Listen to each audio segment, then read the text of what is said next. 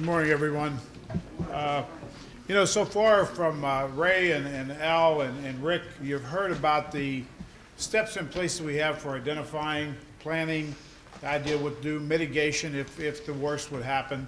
But all of that kind of encompasses prior to that is to make sure that all those folks that are going to be doing those things are well trained or have a great idea to know how to deal with that, regardless of the scenario, how big or little the situation may be.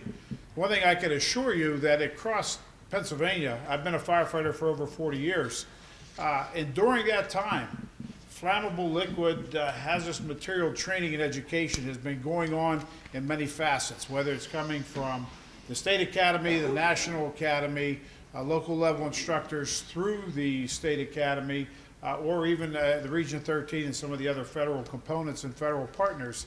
There has been ongoing training of many types of flammable liquid situations.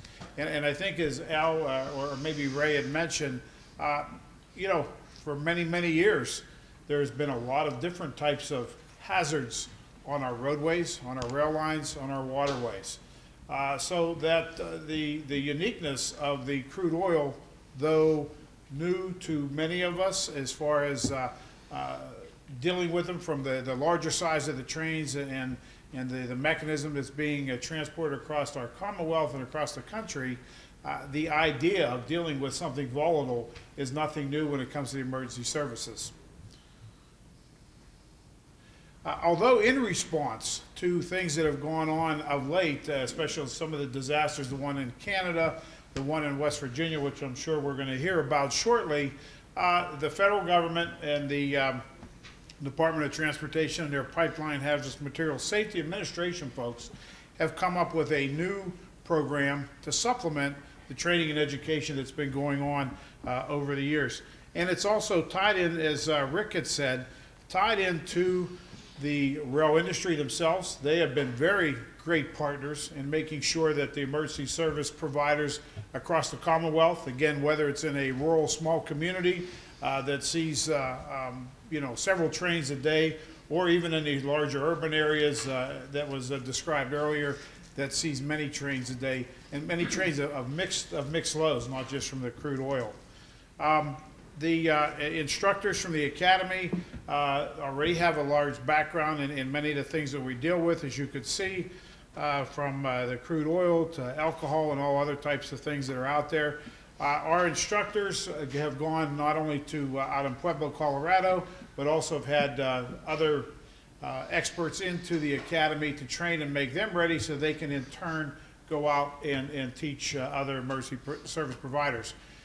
We have approximately almost 15 to 1,600 different instructors, either local level or adjunct instructors across the entire Commonwealth. Not all of them are trained to provide and give this particular program out, but in some form or fashion, they all recognize the importance of this type of incident that could occur, and it's been very well received. As I said, for many, many years this has been going on.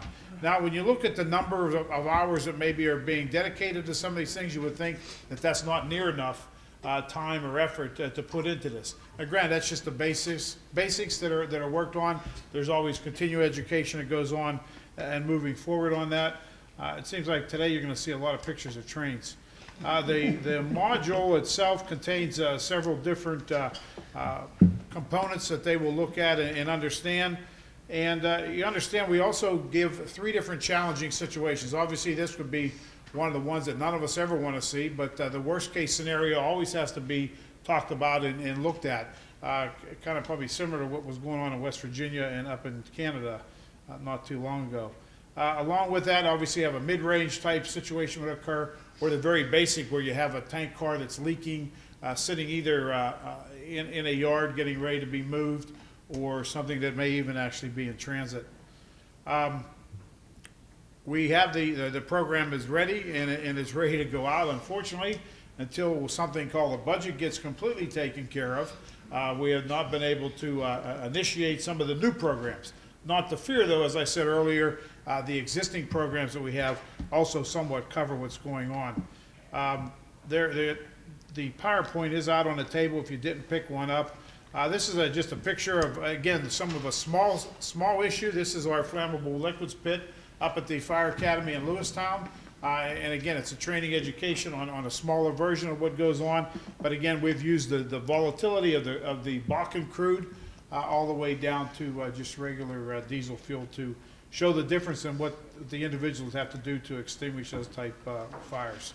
Our little larger pit at the Academy, but again, to fortify or to maybe rest assure those folks understanding that emergency service providers have ample opportunities in the Commonwealth of Pennsylvania to be trained, educated, and be aware of what's going on so that if the worst occurs, they will be able to respond properly. Thank you.